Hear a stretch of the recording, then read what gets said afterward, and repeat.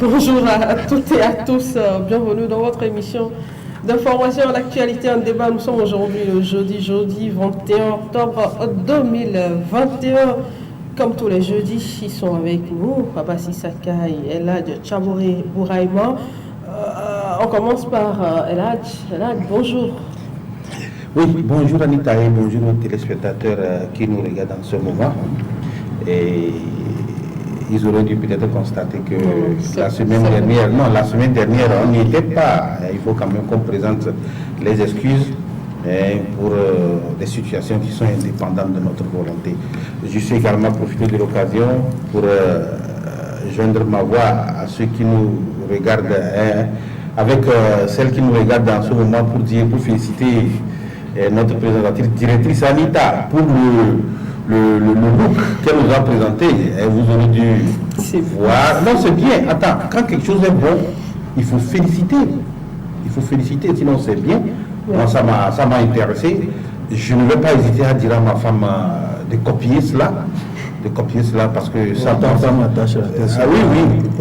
Oui, c'est ça. Donc, félicitations à toi, Anita, pour ce look que tu nous as présenté ce matin encore, pour nous-mêmes et pour les téléspectateurs. Il ne faut pas faire de jaloux. Alors, je rappelle que vous êtes le directeur de publication du journal Le Messager.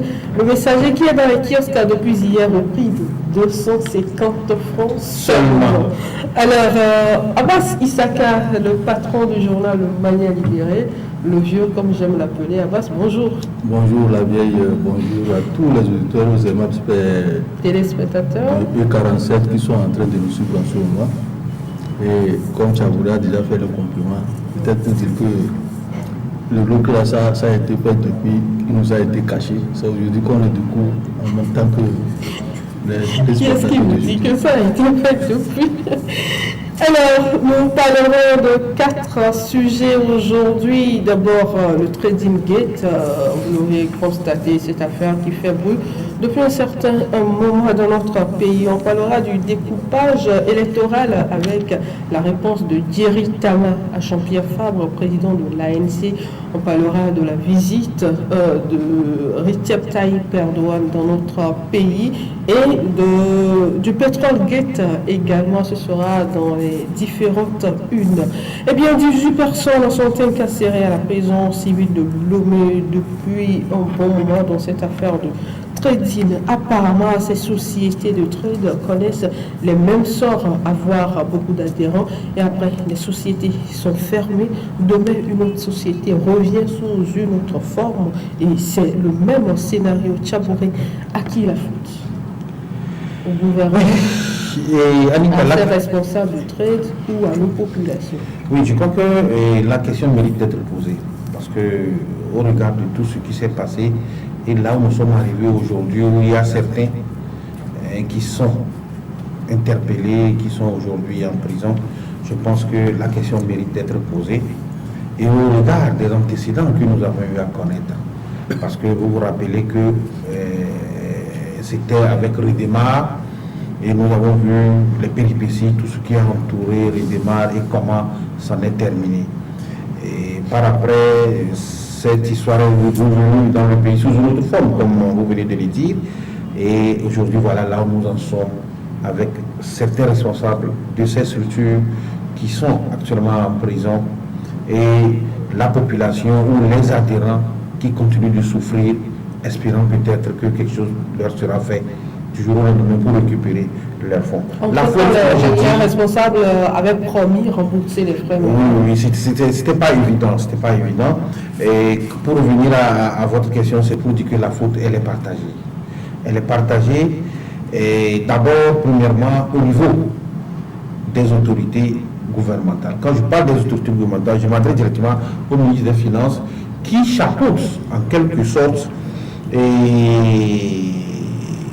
la responsabilité de ces genres de structures ou qui donnent l'autorisation en quelque sorte d'installation à ces genres de structures dans notre pays. Au début, beaucoup de gens ont eu à soulever le problème pour se dire mais comment se fait-il que les autorités sont là et il y a un ministère des Finances qui est chargé en principe de veiller à ces genres de structures et qu'on donne libre cours à ces structures de s'installer et que ce n'est qu'après qu'on se rend compte qu'il y a problème.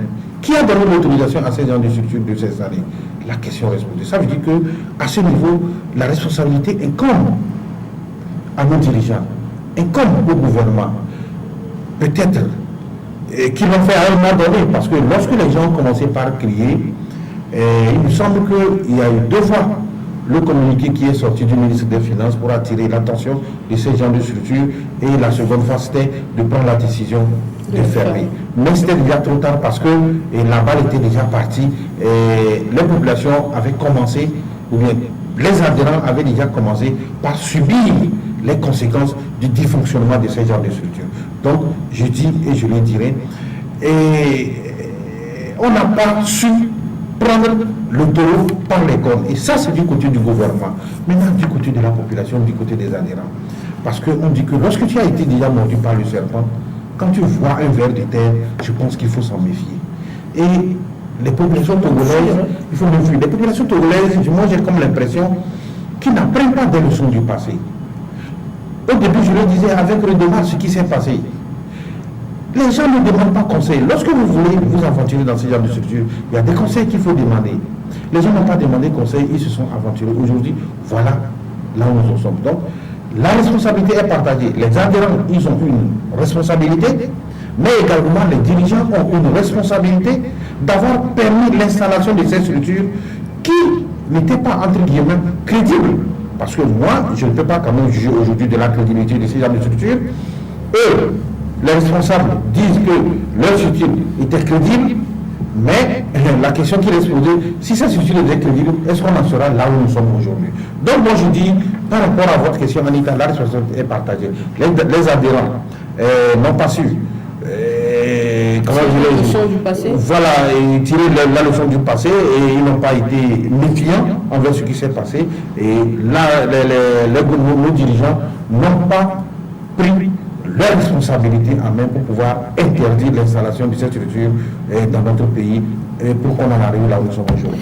Alors, Abbas, même question, responsabilité partagée ou la faute est seulement à un camp?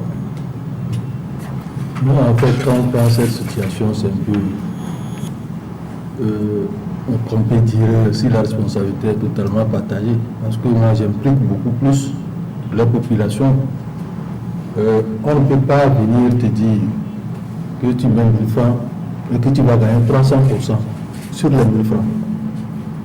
Et tu vas mettre. La personne qui te dit ça, elle va trouver l'argent pour te donner. Et on s'y met.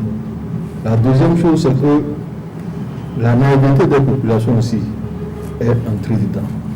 Chavouré le disait tout à l'heure, que les Togolais ne tirent pas de leçon du passé. On a vu ce qui s'est passé avec IDH de ministre Clocher, dont les clients, les victimes sont là en train de réclamer leur argent. Ils ne trouvent pas. Alors que cette structure avait été mise sous administration financière par l'État. Après, le démarrage est arrivé, on a vu ce qui s'est passé au Bénin avec le système Ponzi. Tout le monde a dénoncé ça. Et des structures qui sont venues s'installer, ils font les mêmes promesses. Tu mets ceci, tu vas gagner 300%. Dans quel monde nous sommes? Et ils vont trouver l'avion. D'abord, pour les premiers servis, quand vous venez, les premiers servis ont des bénéfices. Et ils vont dire, recrutez-nous ça. Ce système pyramidal qui est en train d'aller, toi tu recrutes une personne ici, une personne là, ça fait 2 ici, et ça continue. Donc c'est au moment où ça arrive à un niveau que les gens n'arrivent plus à vous rembourser. Et le système est tel que si vous ne faites pas attention, vous n'allez jamais pouvoir récupérer vos sous. Parce que les sous ne sont pas là. Ce sont les sous des autres qui sont en train de... Des gens qui vont venir. Qui tournent. Et c'est ça. Et ce système, quand vous le prenez, c'est une organisation tout autour. Si la personne qui est à la tête et tous ceux-là qui l'entourent ne savent pas comment gérer cette situation, ça tombe à l'eau, comme c'est le cas que nous sommes en train de vivre actuellement avec ceux-là qui sont actuellement en prison. ils ne vont jamais trouver de l'argent pour payer, pour rembourser. D'abord, quand ils ont été arrêtés, amenés devant la gendarmerie, on leur a demandé des garanties. Si eux tous peuvent déposer 1 milliard, comme caution de leur libération, qui peut le faire? Personne n'a rien. Parce que s'il y avait cet argent-là, ils allaient pouvoir déposer 1 milliard. Il n'y en a pas. Et leur promesse de dire que nous allons payer, nous allons rembourser les souscripteurs et autres là, c'est du pipeau, ne peut jamais les rembourser. Donc aujourd'hui, nous demandons que la justice puisse faire son travail pour situer effectivement la responsabilité. Alors, dites-moi, est-ce qu'aujourd'hui, on poursuit ces personnes parce qu'ils ont promis payer les sous ou bien rembourser plutôt les sous ou bien c'est parce qu'ils ont fait tel Non, on les poursuit. Ils ont été entendus jeudi dernier sous la forme. Et c'est là qu'on leur a donné leur inculpation. Ils sont poursuivis pour escroquerie et complicité d'escroquerie et groupement de malfaiteurs. Le lundi passé, ils ont été aussi entendus mardi à fond sur cette histoire, ce qui veut dire que les choses avancent pour qu'on aille vers l'audience. Donc c'est de l'escroquerie, ce n'est pas que maintenant ils sont situés sur ce qui leur est reproché. Et c'est, je dis, le gouvernement également n'a pas agi de la manière rigoureuse. Parce qu'entre-temps, le ministère des Finances, je crois que c'est en 2020, avait fait sortir un communiqué pour demander à ces institutions-là d'arrêter leur activité. Mais la rigueur n'a pas suivi. Arrêter leurs activités comment? Si c'est que le gouvernement avait dit, arrêtez dans tout ça, et on arrête effectivement, mais la rigueur, ça ne va pas continuer jusqu'à ce jour-là. Et on a vu que des gens, quand vous arrivez dans ces sociétés, il y a des grands responsables, des gros bonnets, qui sont là, des militaires, des officiers, qui vont placer jusqu'à 300 millions de francs CFA. Vous avez trouvé 300 millions de francs CFA. C'est pour cela que cette affaire est plus compliquée comme on le pense, parce que ça devient un secret d'État. C'est un truc sur la sécurité. 300 000. C'est pas 300 000. Ça devient un truc de défense, secret de défense pour l'État. L'argent qu'ils ont récupéré là, ils ont utilisé ça pour faire quoi? Les 25 milliards dont on parle, c'est où? Et puis c'est parti en l'air. Donc c'est devenu un problème et que le tribunal va essayer de bien creuser et retrouver ce qui se passe derrière. Alors, oui, je voudrais que, Anita, que vous permettiez que je puisse ajouter quelque chose par rapport à votre question sur la responsabilité. Peut-être que je vais dire quelque chose que les Togolais ne vont pas aimer, mais ça c'est une réalité. Il faut dire que le Togolais aime trop la facilité. Justement, c'est la question que je vais vous poser. Le Togolais est-il devenu trop accro du gain facile? Parce que placer 300 millions quelque part et dire que ça va me rapporter tant. Avec 300 millions, il ne faut pas aller chercher de milliards à 14 heures, Anita. Oui, il ne faut pas chercher de milliards à 14 heures pour dire que les Togolais aiment trop de la facilité. Moi, je ne peux pas comprendre que les gens ont 2 millions, 3 millions, même 300 000, même 200 000, qui ne peuvent pas initier une activité génératrice de revenus avec ça et se lancer. Mais ils préfèrent, même on l'a vu avec FNF, justement, mais ils préfèrent d'aller prendre 2 millions, 3 millions, 300 000 pour aller investir dans une telle structure et attendre que d'ici 1 mois, 2 mois, il aura le triple de ce qu'il a investi. Le Togolais aime trop la facilité. Il faut qu'on aille travailler. Il faut qu'on aille travailler. La facilité tue. Et ça, je l'ai dit tantôt, c'est vrai que le gouvernement a une part de responsabilité. Mais je viens pour dire que la plus grosse part de responsabilité est comme à la population et aux Tzadira qui se sont laissés aller. Non seulement le Togolais aime la facilité, mais il faut dire que le Togolais n'aime pas aller s'informer. Parce que quand ça arrive, et que quelqu'un vient vous parler, votre voisin, votre frère vient vous parler de l'arrivée d'une structure qui peut vous faire bénéficier, mais la moindre des choses, c'est d'aller chercher à s'informer. Il faut dire que ces gens-là ont la bouche mielleuse. Hein. Quand justement, vous ne faites pas beaucoup d'analyse, vous allez rapidement tomber dans leur piège. Mais c'est ce que je disais tantôt au début de l'émission. Il faudrait qu'on se base du passé, des conséquences de ce que nous avons eu à connaître avec le démarre, avec l'IDH. Les gens devraient se dire que, attention, je dois me méfier par rapport à cette structure et chercher des personnes indiquées pour qu'on leur explique. Pour dire en toute sincérité, le Togolais aime l'ennemi du progrès. Je ne suis pas ennemi du progrès. Le Togolais aime toute la facilité et il faut qu'on arrête. Si on n'arrête pas, on va toujours vivre de cette situation chaque jour que Dieu fait et que ce sont les adhérents qui vont perdre. Moi, je voudrais ajouter cela. Le Togolais aime trop la facilité. Il faut prendre ça comme il le veut. La dernière fois, je discutais avec une dame, elle disait le gouvernement sait qu'à travers ça, ils vont vivre heureux. C'est pourquoi ils arrêtent ces personnes. J'ai juste souri et j'ai dit c'est votre argent que vous perdez. Est-ce que vous savez? Mais là où moi j'accuse plus le gouvernement, c'est le fait que nous avons connu des antécédents avec le démarre. Quand des trucs comme ça arrivent, c'est en cela que les gens accusent et les gens estiment qu'il y a beaucoup des gens du gouvernement qui sont impliqués dans le réseau. Quand des trucs comme ça arrivent, mais prenez le soin de faire des enquêtes avant leur installation. Vous les laissez installer, ils commencent leurs activités, jusqu'à un certain moment donné, quand les gens commencent pas à crier, vous faites semblant de sortir d'un communiqué, et les actions, ça veut dire que la mise en œuvre des sanctions ne suit pas. Le premier communiqué du ministre Sani Aya, si ça avait été suivi par la rigueur, ou bien avec la rigueur, je pense qu'on n'en sera pas là aujourd'hui. Même si on ne devait pas trouver la totalité de son, au moins certains pouvaient quand même rentrer dans leurs droits. C'est décevant par rapport à ce comportement de nos dirigeants, c'est décevant. Je pense que ça va servir encore une fois de leçon pour que quand il y a de ces genres de structures, ils ont des techniciens qui sont là autour d'eux, qu'ils mettent les techniciens en œuvre pour que les gens puissent leur donner le résultat, fournir les rapports pour se dire que non, ça peut aller, ça ne peut pas aller, afin qu'ils ne puissent prendre des dispositions. Mais encore une fois, au finish, je dis que nous aimons trop la facilité au Togo. Et ça fait casse. C'est ça. Alors, Abbas, je vais vous poser cette question en tant que membre de l'ETM, du comité directeur de l'ETM. Parmi les personnes incarcérées aujourd'hui, on a un journaliste.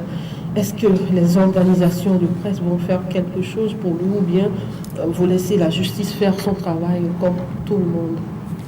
Comme ça se dit, on va faire rentrer les mains de la justice et l'instruction a commencé. Mais nous, on ne peut pas rester les bras croisés. On a fait des polices et on continue de les faire. On a rencontré même le confrère, c'était le dimanche dernier, au niveau des choses. Donc on l'a rencontré, on l'a apporté notre compassion. Ici, dans cette situation, ce ne sont pas les communiqués qui sont importants. Le communiqué peut-être ne pas encore plus enfoncé. On laisse le tribunal faire son travail, mais on fait les polices pour voir dans quelle mesure ça peut se faire. Et on l'a fait. On continue de le faire, on est en contact avec lui. Tout se déroule bien à son niveau. Donc il n'y a pas de problème. Nous, on n'a pas resté les bras croisés. Et par rapport au truc, à cette situation de placement, là, on dit placement à risque. Toi, tu entends placement à risque, ce qui veut dire que c'est comme quand tu vas au port pour t'acheter quelque chose, on te dit que c'est tout risque. Et tu prends, quand tu arrives à la maison, on ne peut pas essayer ça là-bas. Quand tu arrives à la maison, ça ne travaille pas, tu ne peux plus aller récupérer ton argent. Tu as pris un risque et le risque va te suivre. Et c'est ça. Il faut être courageux pour mettre plus de 100 000 dans cette affaire. Ouais, mais les gens ont vendu leurs biens. Les gens sont allés racler leur argent dans les banques. Leur compte, ils ont vidé leur compte pour venir mettre ça dedans. Je connais des gens, même des journalistes qui ont vendu leur voiture pour venir mettre. Tout ça, c'est la facilité. C'est ça?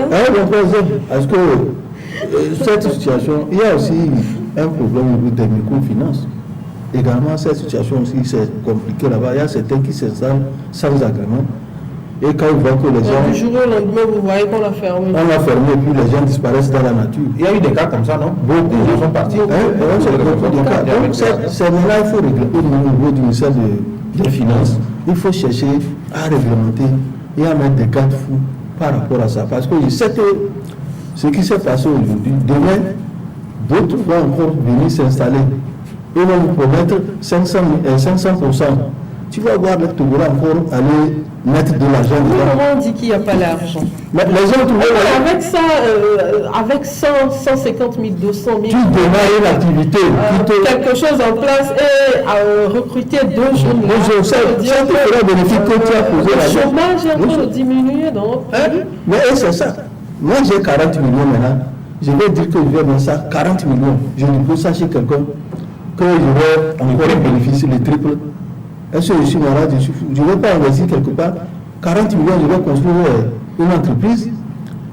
Mon entreprise fait son Le chômage va diminuer, donc on ne va plus toujours attendre. Tu as vu, avec FNFI, les gens démarraient les activités avec une somme de 30 000 francs. Et moi, je vais trouver 500 000 francs. Aller mettre chez quelqu'un. En tout cas, ça, moi, je comprends. Tout ça, là, moi, j'insiste et je le dis, nous mettons sous la coupole de la facilité. Du gain facile, du Togolais. Et ça, c'est rentrer dans nos habitudes. Moi, je pense qu'il va falloir que les gens sortent ça de leur habitude. Que les Togolais, du petit jusqu'au grand, que les gens sortent ça de leur tête. On ne peut pas gagner sa vie en voulant rester les bras croisés, attendre qu'une structure vienne me demander un placement de 1000 francs pour que 3 jours je puisse gagner 3000 francs. Ce n'est pas possible. C'est au bout du travail, au bout de l'effort qu'on a toujours le résultat.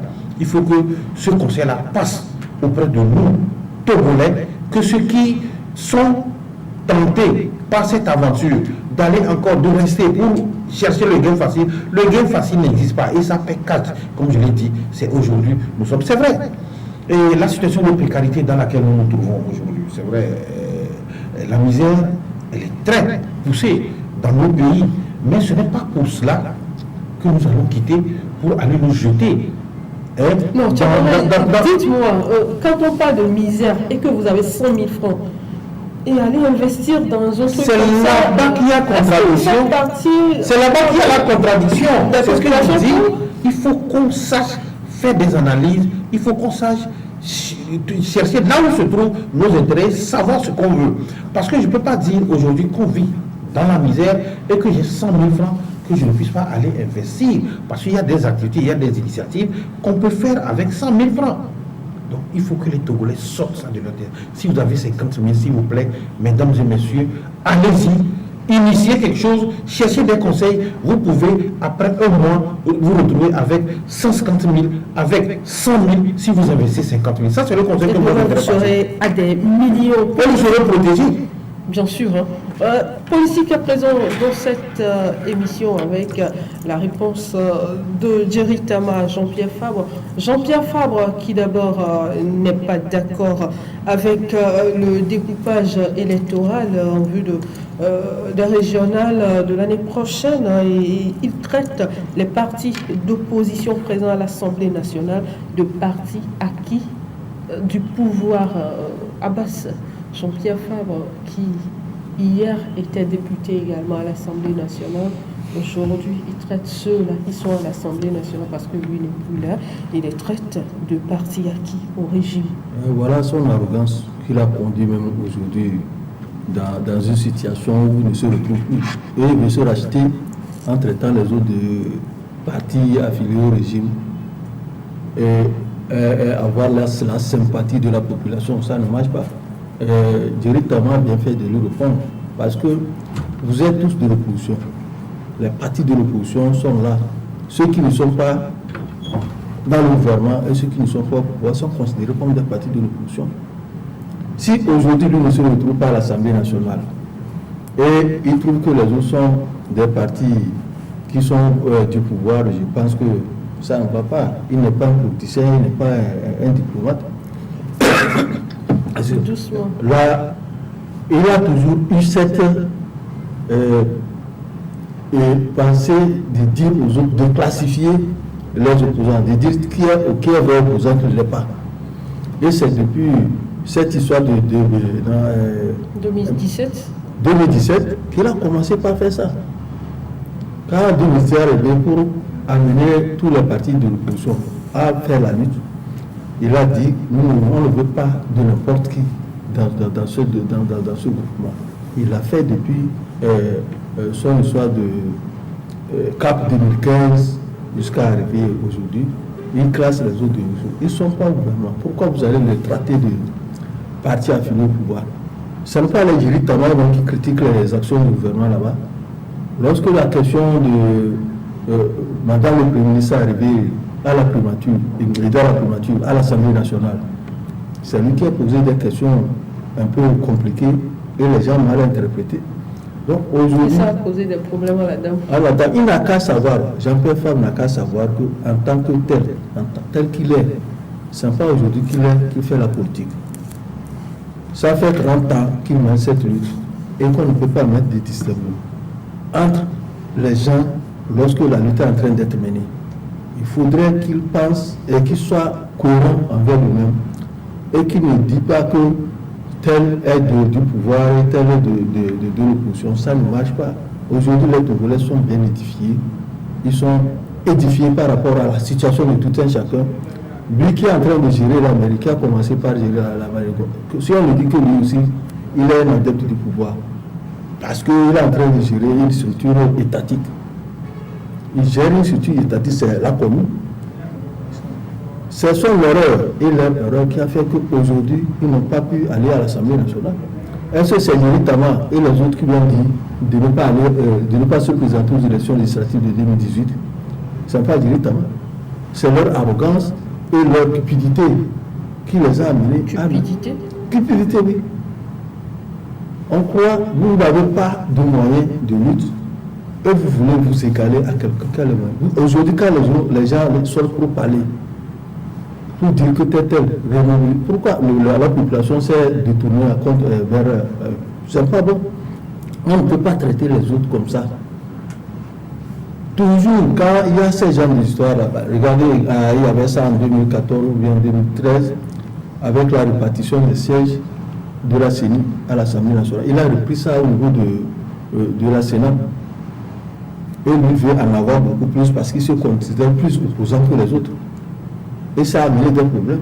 En 2015 également, c'était la même chose avec Adi. Le parti qui a constitué un truc, une coalition avec lui, il a dit que Adi ne peut pas avoir de députés et de représentants à la CENI. Et aujourd'hui, continue ces genres de choses.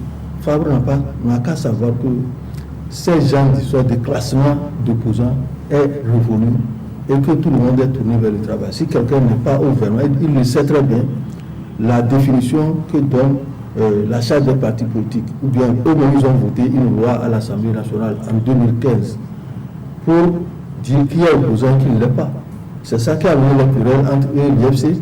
L'IFC dit qu'il est opposant alors que l'IFC participait au gouvernement.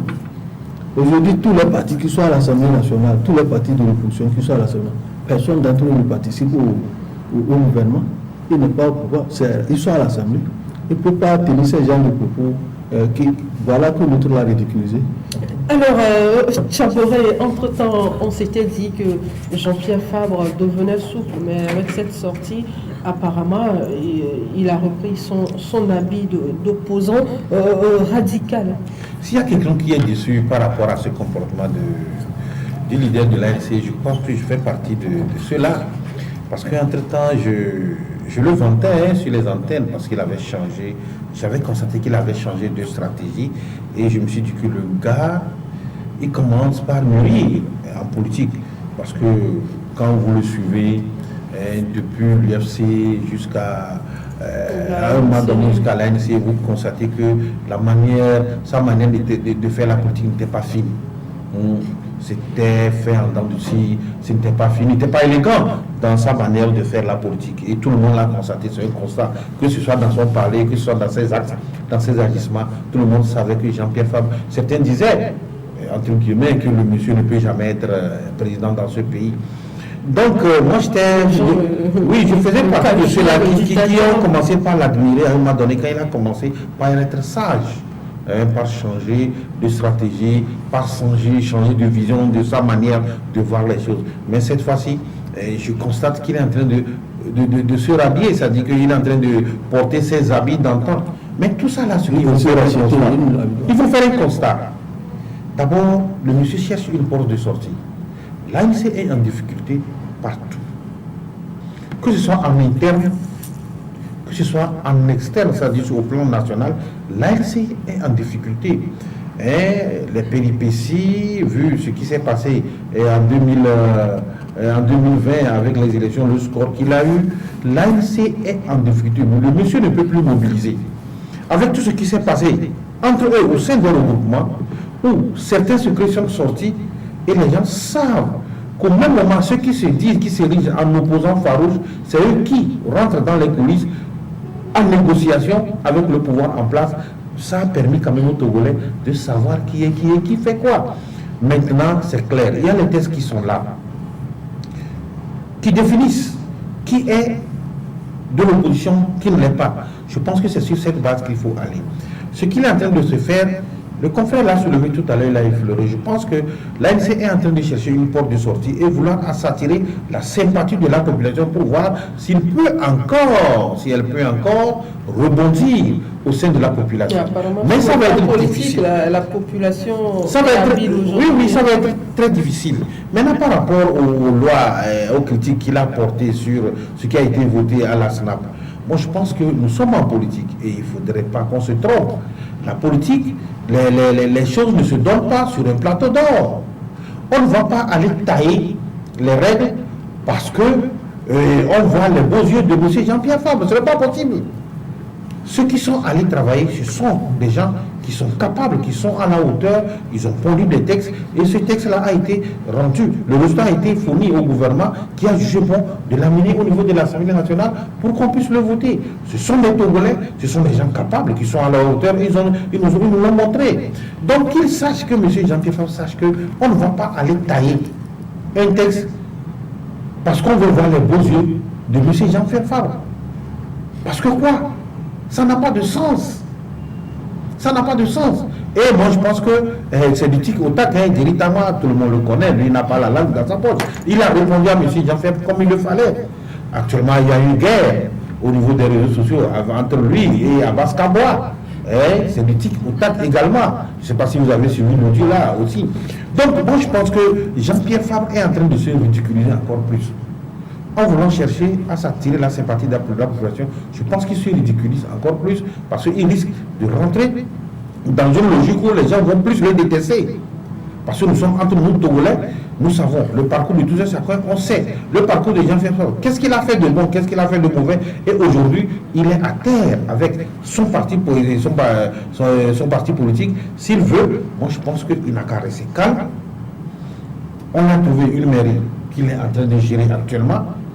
Il est en train d'exercer le pouvoir, ce qu'il a cherché depuis longtemps, mais qu'il reste dans cette logique et faire la politique de façon élégante, de façon propre. En ce moment, les populations peuvent se dire que le monsieur il a changé et il veut quand même, et les populations vont peut-être s'imaginer à s'associer à lui, faire ce qu'il veut. Sinon, en interne, vous vous rappelez qu'il y a eu des communiqués qui sont sortis au niveau de la diaspora pour dire que ils ont demandé les comptes et qui ne sont plus d'accord avec sa ligne directrice. La politique du président. La politique du président. Donc moi je pense que tout cela concourt aujourd'hui, amène aujourd'hui Jean-Pierre Fabre à vouloir chercher la porte de sortie. Mais ça va être difficile pour lui. Et je pense que l'élégance en politique, je pense que ça donne le résultat. S'il n'est pas élégant, il va s'engouffrer plus par rapport à ce qu'il est en train de faire aujourd'hui. Alors, Abbas, dans une partie du communiqué de la note de Thierry Tama, il y a une partie où il a qualifié les propos de Jean-Pierre Fabre de tribaliste. Et quand vous suivez un peu son analyse, il a entre griffes raison. Mais dites-moi, si on aspire à être président de la République, on est juste président d'un seul camp et oublier les autres? Oui, effectivement, directement a fait une analyse par rapport au découpage électoral dont il parle, alors que tout le monde était présent. Il était à la Sénat quand ces décisions-là ont été prises. Ils ont fait des propositions par rapport à ça. Mais il voulait beaucoup plus de découpage, plus au sud que le nord, que ça soit favorable au sud. Or, le découpage concerne l'ensemble de tout le Togo. On ne peut pas, par rapport à sa situation ou à ses intérêts, dire que le découpage n'a qu'à être ceci, n'a qu'à être cela. Le découpage, ça se voit en fonction de toute situation. Et c'est le pouvoir qui le fait. Si demain il arrive au pouvoir, il peut faire son découpage ethnique pour qu'on voit. Donc, c'est ça que le jury est en train de le rappeler. Le découpage dont il est en train de réclamer. Et puis, toutes les propositions qu'il a faites là, au niveau de la Sénat, en principe, sa sortie devait se situer là pour nous dire voilà ce que nous avons fait comme proposition, mais le gouvernement n'a pas pris ça en compte. Voilà ce que l'Assemblée nationale n'a pas voté. Que de tenir des propos diatribiques ethniques comme directement le soulève. Donc, quand l'Assemblée nationale a voté, on s'attendait qu'au moins ils réagissent par rapport au fait qu'on n'a pas tenu compte de leurs propositions. Mais finalement, directement a soulevé toutes les propositions que l'ANC a faites au niveau de la Sénat ont été prises en compte.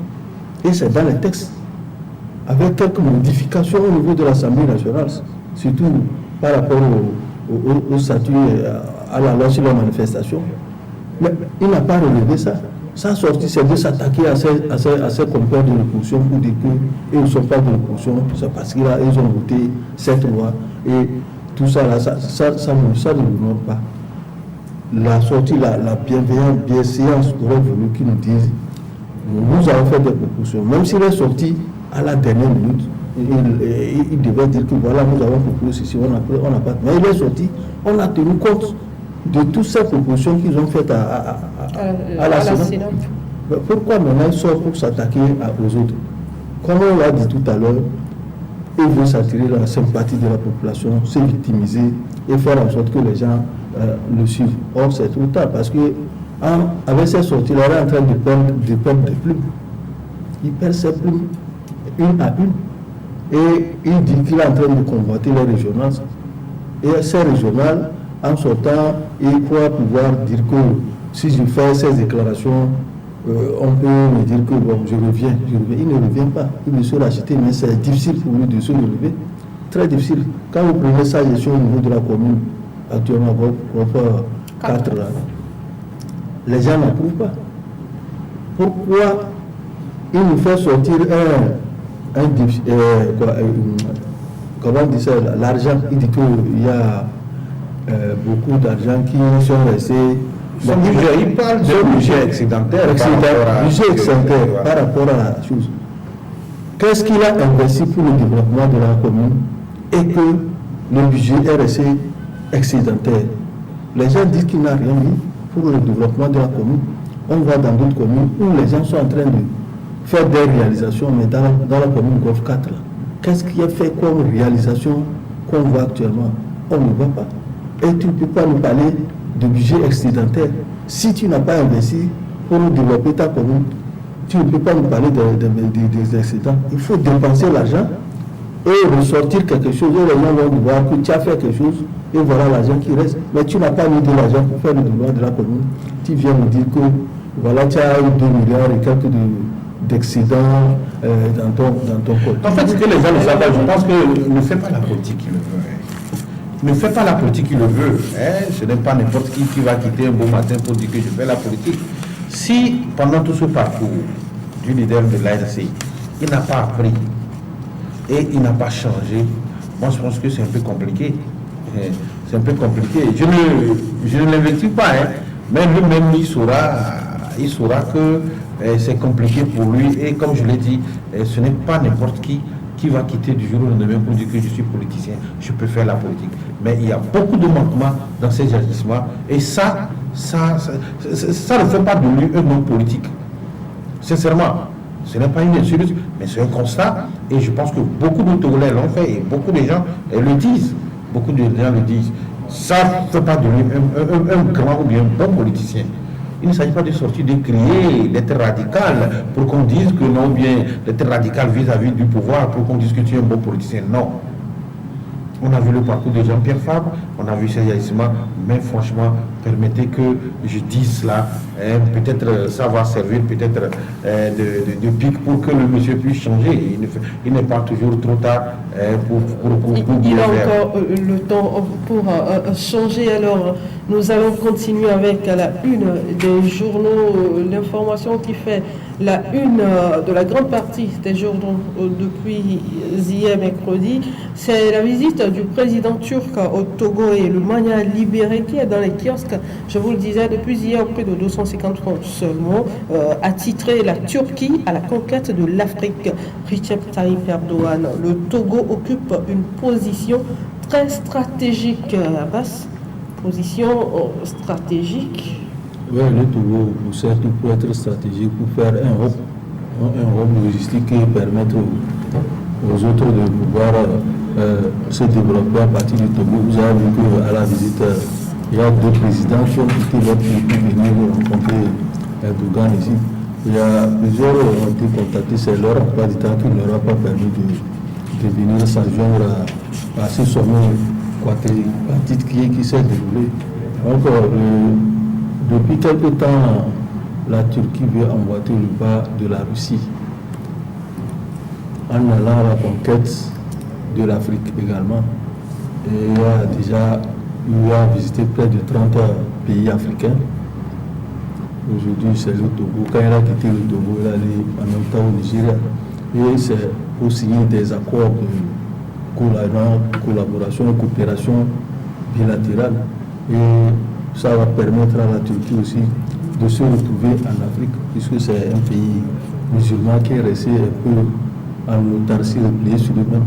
Et après quelques temps, actuellement, c'est un pays qui s'est bien développé. Et quand on se développe bien, sur tous les plans économiques et militaires, il faut permettre aussi aux autres. Puisque selon lui, il ne parle pas de recolonisation de l'Afrique, mais d'un partenariat gagnant-gagnant entre la Turquie et l'Afrique. Et ça a été bien compris, parce que aujourd'hui, également, le Togo doit diversifier ses partenaires. Avant, avec un seul partenaire, c'est la France. Et aujourd'hui, vous voyez qu'au niveau de l'ensemble des pays africains, la France n'est plus le pays qui est le seul partenaire. Tout le monde est en train de chercher à conquérir l'Afrique. Il y a également la Chine qui est là, qui prend aussi beaucoup de choses en Afrique. Et la Russie également qui vient. Donc la Turquie, c'est pas elle qui va rester en reste et pouvoir faire les choses. Donc aujourd'hui, l'Afrique regorge beaucoup de choses. Les ressources naturelles, l'Afrique, comme l'a dit Benoît Doucet, est un vivier futur pour le développement des pays. Donc sur cette base, chacun veut aussi venir à la conquête du pouvoir. Mais il faudrait qu'on nous fasse aussi, nous produire une chose, on fasse un transfert de technologie pour que nous aussi, nos produits soient compétitifs et que les Européens aussi et tous ceux-là qui viennent à la conquête de l'Afrique puissent avoir du travail, dire que nous aussi, nous allons faire quelque chose. Il ne s'agit pas de venir prendre le produit ici et s'en aller le produit par rapport à vos techniques. Mais nous aussi, on a besoin de techniques. C'est ce qu'on peut leur dire. Si ces coopérations-là peuvent nous donner quelque chose. Mais ça dépend des discussions de nos dirigeants. Oui, je pense qu'ils ont fait ça parce qu'il y a eu un tête-à-tête avec du travail qui a été fait entre les deux délégations, tête-à-tête entre les deux chefs de l'État et par après tête-à-tête avec un sommet quadripartite avec les autres pays étrangers, les deux présidents qui sont arrivés. Et les délégations qui ont travaillé ont pu relever certaines choses qui peuvent faire l'affaire. Donc je pense que les discussions vont continuer puisque dans quelques jours, le Togo va avoir son ambassade en Turquie. Et nous avons déjà une ambassade ici, donc le Togo va avoir une ambassade en Turquie avec une visite prochaine du chef de l'État, Faure Gnassingbé, qui va aller continuer les discussions également là-bas. Alors, ça pourrait apparemment, l'Afrique regorge beaucoup de richesses et quand les autres pays développés entre griffes ont envie d'écouler leurs produits, on cherche des partenariats avec l'Afrique. Non, je crois que ce n'est pas apparemment, Anita. L'Afrique, de façon naturelle, regorge beaucoup de richesses et beaucoup de pays, surtout occidentaux, l'ont compris.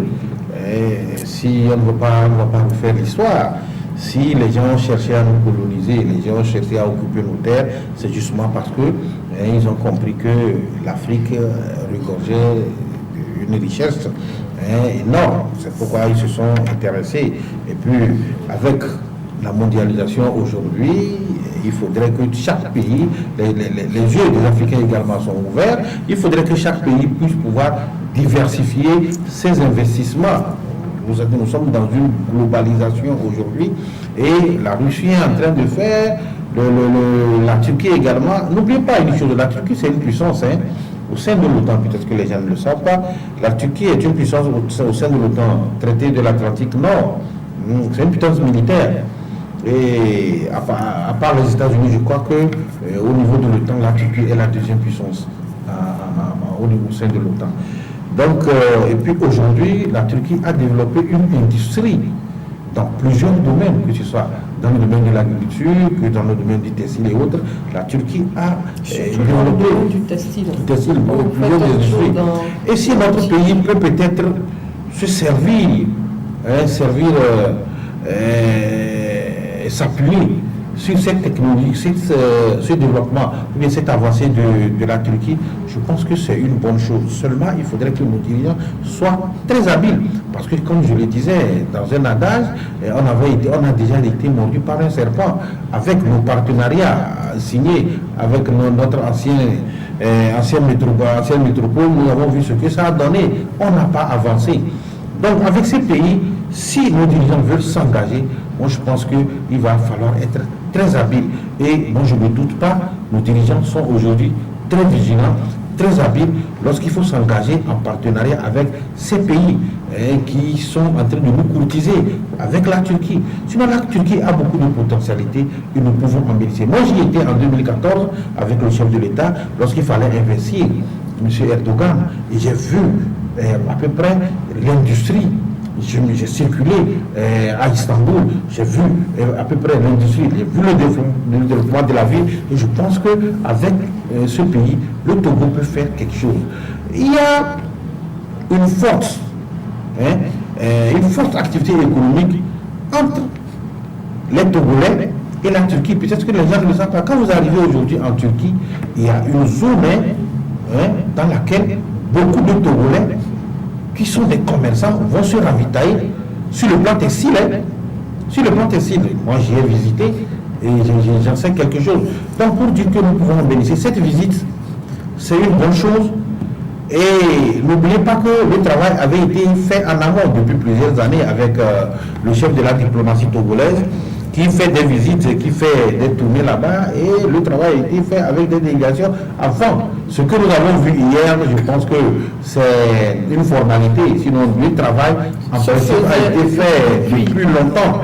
Alors, Tchaboulé, je reste avec vous rapidement avec la une de votre parution d'hier qui a pris de 250 francs seulement dans les kiosques. Vous êtes revenu sur votre série. Togo, secteur pétrolier, procès en appel dans le présumé détournement de 500 millions de francs CFA.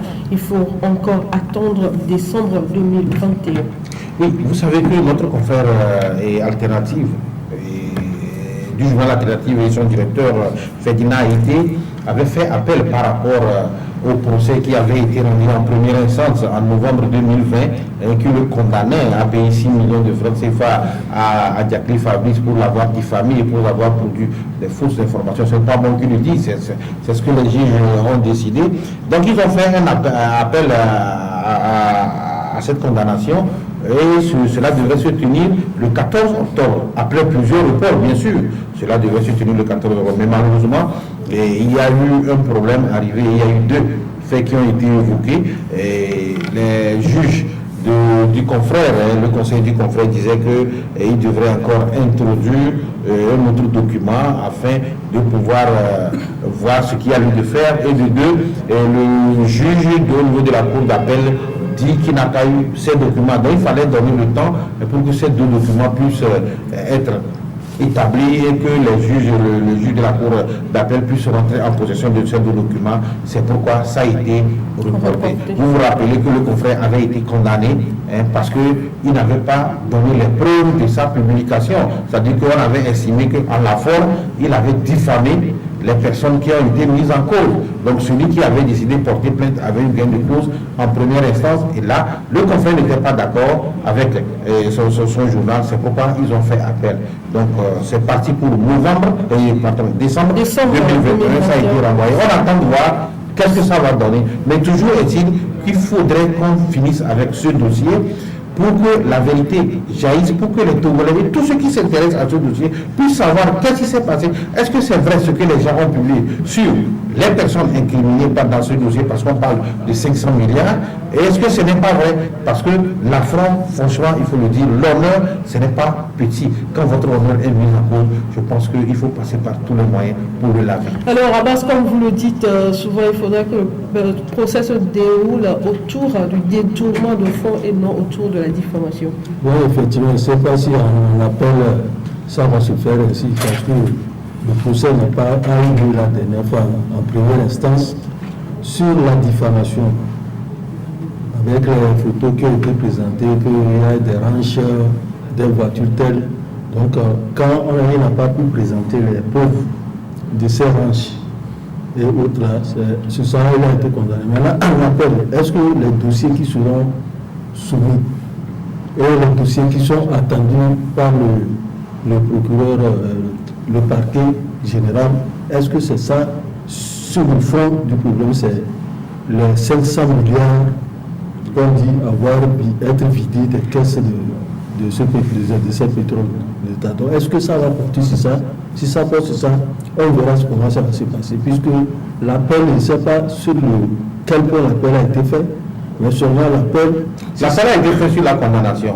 Sur la condamnation en première instance. Maintenant, sur le fond, il va falloir que quelqu'un porte plainte par rapport au détournement de 500 milliards. Jusqu'à présent, s'il faut porter plainte, je pense que c'est au gouvernement de porter plainte pour les 500 milliards. Donc, jusqu'alors, qu'on puisse voir clairement. Donc, toujours ce qui veut dire que l'appel est fondé, comme on l'a dit, sur le premier jugement. Et si c'est sur le premier jugement en diffamation, on n'aurait pas de preuves. Parce que chacun peut taper sur Internet, trouver un ranch et venir mettre, ou une voiture, venir mettre et publier. Mais sur le fond, c'est les 500 milliards là qui sont un problème juridique actuellement. Le problème, qu'est-ce qui s'est passé avec les 500 milliards? C'est vrai, c'est ça. Heureusement que Chaboré est avec nous et il suit de près ce dossier. Alors, merci à vous d'avoir participé à cette émission, Chaboré. Non, c'est moi qui te remercie, Anita. Encore une fois, félicitations pour ton look. Merci, Abbas. C'est quoi ça? Merci à vous, Abbas, d'avoir participé à cette émission. Chers téléspectateurs, merci à vous tous de nous avoir suivis. La rediffusion de cette émission, c'est aujourd'hui à 20h. Moi, je vous donne rendez-vous mardi prochain à partir de 10h. Au revoir.